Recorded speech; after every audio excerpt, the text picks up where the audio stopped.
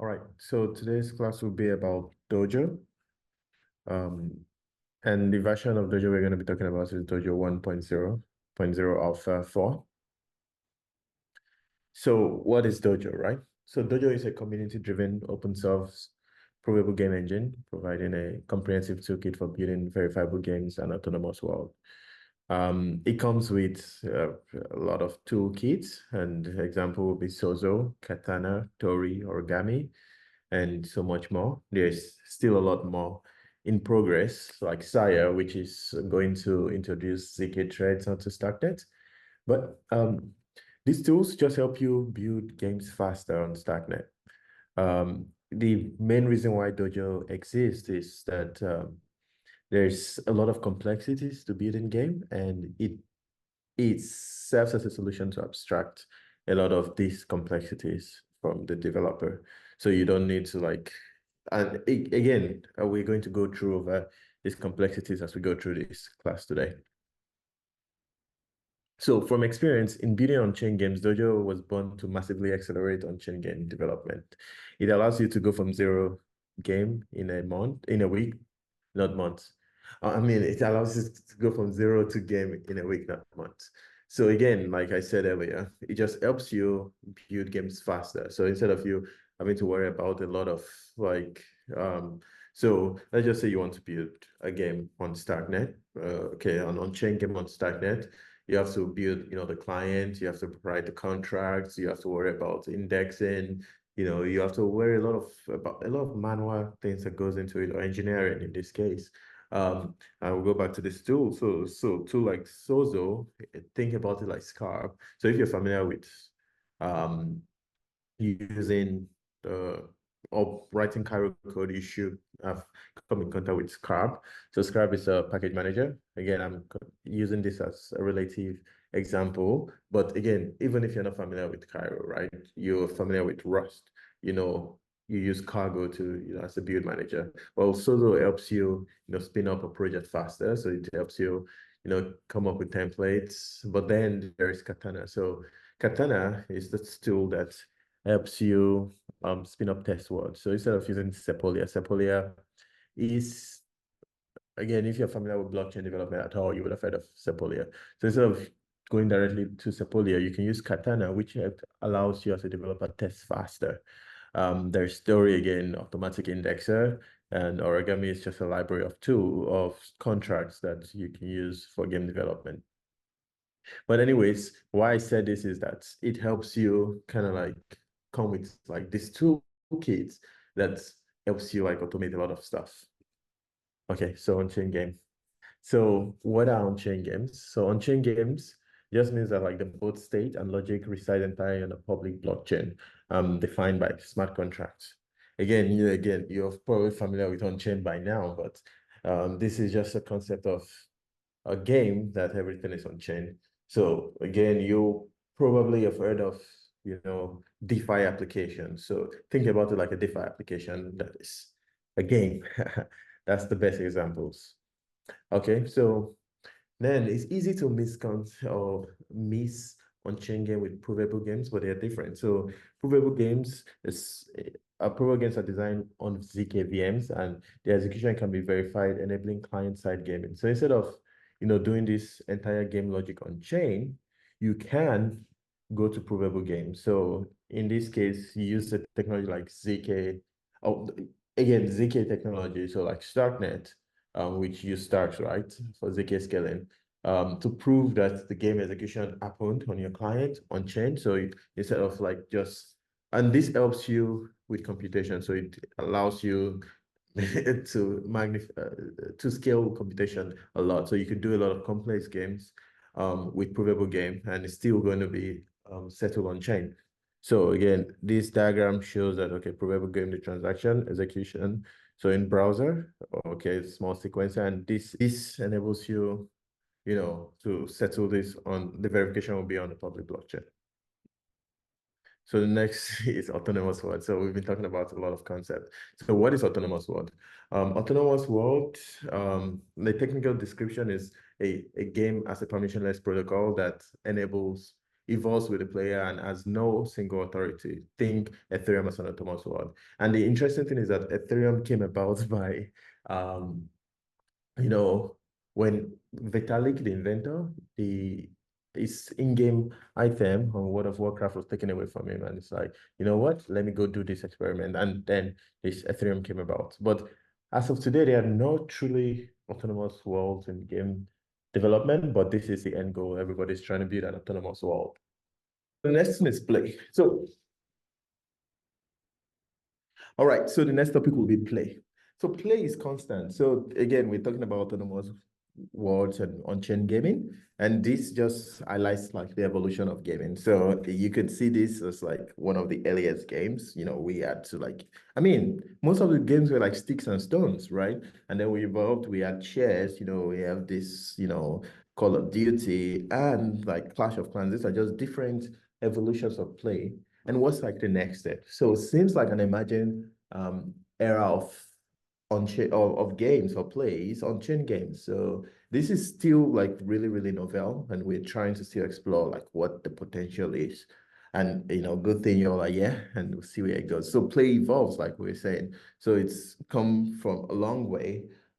Even myself, I started, you know, building a game on chain called Mancala, which um stated over like 1,000 plus years. But now I'm trying to like, you know, mix this cutting edge technology to integrate it with this and see how, you know, we can evolve with the cutting edge, you know, technology.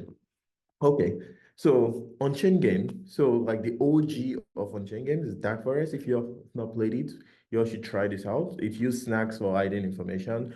And then, you know, open game interface with like plugin system. This really enables developers to build a lot of custom features onto the game and just extend it in an permissionless setting. So again, this bettered the on-chain industry of what we're trying to explore today and see, you know, push this to the limit. So why though? Why autonomous world? I referenced this earlier again. It started with Ethereum, where you know Vitalik got his item taken away from him, and it's like, you know, let's build a more permissionless system. And this is evolved into the point of where we're trying to build autonomous world. Medium of play changes again. So the finalization is a part of game, not just NFT. So again, the first on-chain games we'll see, and we've seen a lot of like, you know, flaws in this on-chain game where people are like just using NFTs and like turning this into or trying to force it into um an on-chain game. But you know, we could do better now. Chain is the escrow and arbitrator. So new and more efficient business models are possible with on-chain game. And we're going to talk about this in the future slides on this. Composability first games and deeper customer spend. So it's like very ITVL and CLV. As we go, we're going to address it. So composability plus mod. So shared game state, OpenAI. Again, once you get deeper into Dojo, you would see, I don't want to kind of introduce so many things at once, but there is this new concept of like namespace where there's worlds and it's games. So there will be like multiple games in different worlds that all can communicate with each other. And this is where this is coming into. The best game in history and mods of original and spawned entire um subgenres. So like Dota, like Counter-Strike, all these games, you know, are mod of like the original version. And this is what is enabled on-chain games. So on there was a talk on how, you know, on-chain games, you know, will be different. Um, Initially, this and this is even personal to me. There are games that I used to play while I was like young, and these games were taken away from me. I cannot, you know, do anything about it because they're all on centralized points. But imagine if it was like, you know, unstoppable, it's on chain, and you know, this we could have modified that version, and it's like even if the original people, you know, don't feel like maintaining this game again, I know that this game can still be, you know, played. It can be modified to my taste. A very perfect example is Loot Survivor. I don't know if you all heard it, but it's a game on Starknet where, you know, people that play the game can modify it and add custom features. So there is this feature of foresight that is included in the game. So the game, you play the game, it's an arcade game, and it's a bit difficult to move around. And this player thought that, okay, can I add this feature of foresight where I can predict a bit into the future and I can use it to prepare for myself. And this feature was added to the game, and now it helps a lot of other players play the game more efficiently. See, these are features that, again, it wasn't taught by the original creator, but it was taught by the player and it was able to, improve the experience of the players. And this is one point of it. So, new business model, headless game, atomic payout, games as protocol, autonomous world. Again, the example I just told you, loot survivor client. And there's a good incentive of also kind of contributing to the ecosystem. So with loot survivor, I think we're gonna still talk about this. Where I'm very good at building clients and like this contracts. Again, it's on game deployed on chain. So this contract, I'm not probably a contract developer in this case scenario.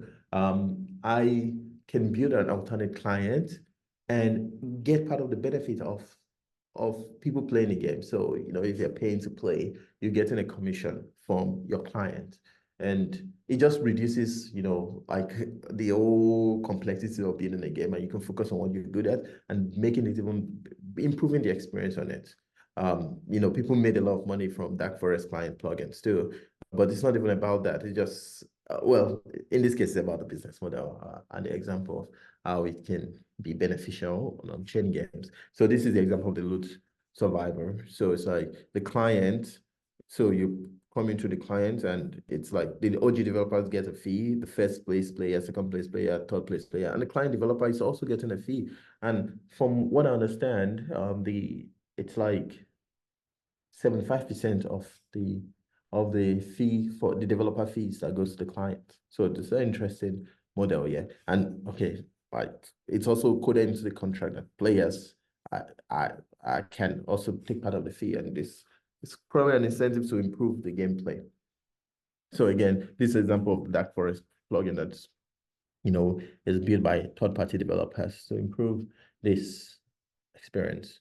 So hardness plus high-stakes stakers. So blockchains are for escrows. This is why they exist. So impossible to cheat in an on-chain game. So again, people like the hardness of on-chain games, right?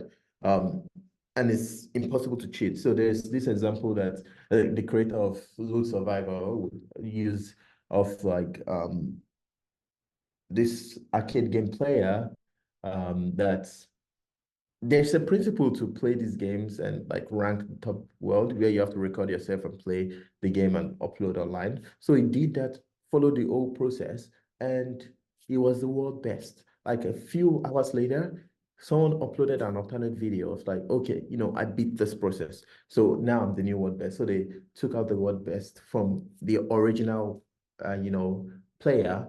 And 10 years later, they found out that the person that took his championship was a fake video, and in this case, if it was an on-chain game, it's impossible to fake this because again, it's all on-chain. You cannot modify, you cannot cheat on this. So enables trust impossible before and value transfer impossible before. You can integrate, DeFi mechanisms on this and make it even, um, more exciting. And there's like the value transfer in there and true ownership. So game examples, highly competitive strategy games with buying, and you should also explore like influence. It's another game example on chain. So examples of on-chain games. So the short experience, so roguelikeness, there's session-based games, RTS, CIV like, board games like, and the example I was even talking about from what I'm working on is a board game. So autonomous world, persistence, and forever evolving. The short experience games like 30 minutes long, low cost, easy to pick up and play, roguelikeness, daily puzzle, baked in token loops, start here. And okay, so this, if you're like a new game developer, you should start with like, this kind of experience because again, the example from the creator of Dojo is like when it first started, getting into game, he wanted to be like a very complex system. And most of us are tempted to do that. But I mean, it's easier to, start small. So start with a short experience, experiment with it, and then you can, move on to like, more complex game.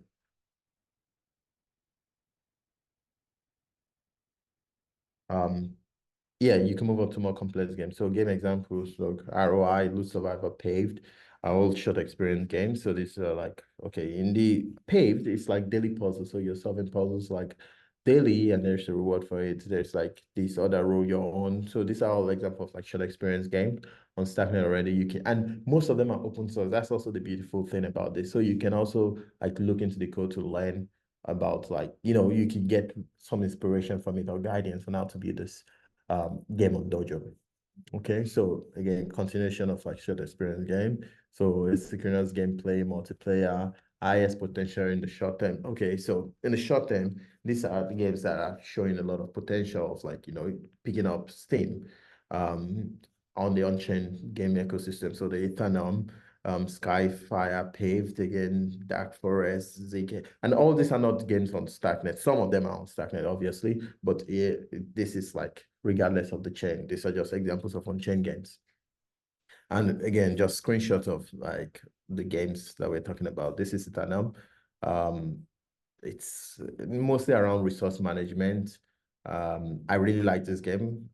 It's still in development, so you probably can build your own local version, but you would have need a bit of technical knowledge to be able to experiment with this game. Okay, Among Us. So it's an example of another short-term session game. Okay, we go to autonomous worlds. So autonomous worlds are and self-evolving governing protocols. No one owns the key. So it's just like permissionless system. Again, when you think about this, think about something like Ethereum. Oh, well, there's really no, perfect autonomous world in games yet, but this is again, this is kind of like the end goal of on-chain games. And this is just an example of like, the development process. It's like you see that's a linear process, and now it's like this like multiple branches of how this autonomous world will be. But it's again, the permissionless system is the end goal. So again, Dojo was built to enable the creation of on-chain games and provable games. It's a end-to-end toolkit for building provable applications using Cairo. I don't know if I've explained this, but um, building on-chain games or building games in general are quite complex feat, right? So with Dojo, it abstracts this process and like provides you with toolkits to enable it, at least make the experience a bit easier. So why Dojo, right? Why build on Dojo or why build with Dojo? Why don't you just build your own? So it's again, standardize the DevX of building on-chain games, easier establishment of on-chain games by models, developer tooling, minimize boilerplate. Again, I think you just have to experience for yourself to understand this. So why does Dojo work? It extends the Cairo compiler, injects macros, and creates a standard for storing state, much like a ORM. All state is stored in a world contract, and Dojo contracts mutate this state. So I will show you an example, but this is just a high-level architecture of how the Dojo contract works. So this is the world, this is the contract, and the contracts are just think about them action. So they mutate the state, and this is models, and you can compare them to states. So world, so provide interface for the on-chain world, designed for composability and extendability, registers model that extends storage, deploys contracts for that extend logic, and manages access control. Again, once you start, there will be a practical example follow-up for this, and you should be able to see how this works. So models, so this is, again, the state of the contract. So you'll see it's similar to your Cairo code. So it's struct move. So again, custom type in this case. So you bring the move, but every model needs to have a key. So you see this macro or attribute. So this attribute of key, and then this player. So this is the key for the model. And then these are the other okay, remaining again U8 and last direction. But again, what distinguishes from Cairo, just a regular Cairo contract is this attribute. So Dojo model is just telling the compiler that this is a model, and then it has a copy trade, drop, and shard. So again, this is just an example. So define the key. These are the values, and this is defining the model. So getting models. So there's a macro to get more models. So again, you can just get the value from the model. So like again, similar to how you would, you know, um, use this in Cairo because it's Cairo code under the hood. But then this is a macro, so it's a custom macro to Dojo. So it's get, and then world, the player, and the model. Yeah. Also set, so you can get and set. So think about it as like read and write. So set is to mutate the state of the model. So again, use the macro, put in the world, and then you put in the model you want to interact with. So Dojo contract, same as standard contract, but injected properties. Dojo contract act as the logic in your game, similar to ECS. So again, it's similar to ECS model, which is like a well-established model for building on games in general, so it doesn't have to be on-chain. So if you want to read more into this, I would advise, actually, if you want to get into on-chain gaming, I would advise you to read a little more into ECS. So it just means entity, components, and systems. The components in this case is replaced with models, right? So it's entity, models, and system on StackNet or with Dojo engine. So again, this is an example of a Dojo contract, right? It has the macro Dojo contract. Again, in StackNet, it's just a StackNet contract, right? And the example macros are just code that consume other code and generates a modified version of the code. So this consumes Dojo code, or can say Cairo code, and returns out another code, which is a Dojo contract. So this, again, similar syntax, mod action, and then you're importing the models that you've defined in another file, and then you're using this. And this syntax is a little outdated, so it's like the ABI, again, similar to Cairo. And this is how you define a function. Again, if you use Cairo before, you should be familiar with the syntax at this point. And like I would say, if you want to get into Dojo, you definitely need to have a bit of background on Cairo. So you should go, if this looks complicated, definitely go read the Cairo book and then before you come into Dojo, because yeah, you need that as a prerequisite to get into this. So other features, so it supports array. So array supports for model, byte arrays, indexed event, automatic bit packing. So again, these are examples of tools that comes with Dojo. So this is how you install it. You use this command line tool. So you call and then you pull this and then you do a Dojo up to install this package. But personally, I would advise to use like ASDF. So ASDF is another package manager. So think about it like NVM. So you can use that also to install it. So if you go to the Dojo book, which will be added to the reference in this video, you can definitely use that to get like a guide on how to install it. So these are also the tools that come packed with Dojo. So Sozo, which is a package manager, Katana, which is a testing environment, Tori is an automatic indexer. So again, without this, you probably would have to manually build your own indexing, and like index manually it's just unnecessarily difficult if you can, automate the process. So it's like automate it as much as possible. And this is where the Tori comes in. And Origami is just a library of contracts that enables you to build games faster. And this is just an example of like Sozo on your command line. So if you want to like check the commands you can use in Sozo, you can just do a Sozo-H and you should be able to see this. And this just gives you more explanation on Tori. So automatically indexed your models via your choice of SQL or Postgres, Rust client with cross-language bindings. And again, you can use Story with Dojo Wasm, C#, C++, Rust. And there's like obviously more coming in. So you can use this in your Unity client, which and yeah, currently I personally use it with like a Dojo.js or on like a React application. But yeah, you should not be limited by this. Okay, this is just a diagram. It shows like get your Dojo model mutation captured by the Tor indexer and then expose it to a GraphQL and graph gRPC client, and then it's consumed by a client. And this is just an example of like the GraphQL endpoint where you're like be able to query your event. And Katana, again, locally blazing fast for the DevNet, so it's used for testing. It has a Stacknet VM running and fast to run and fast to destroy. So it just again helps you prototype and test it faster than using like Sepolia and having that wait time to deploy. And like yeah, it's just faster to use Katana. And Origami again, it's the Dojo gaming library. It's managed by a team of open source developers that are building games. You know, like things that I think will be reused. They just put it there and just help the community so that you don't have to recreate it. So common properties to pull into your game, and there's like a lot more. And again, bring your own client. So there's like the Dojo JS, there's the unit client that you can integration. There's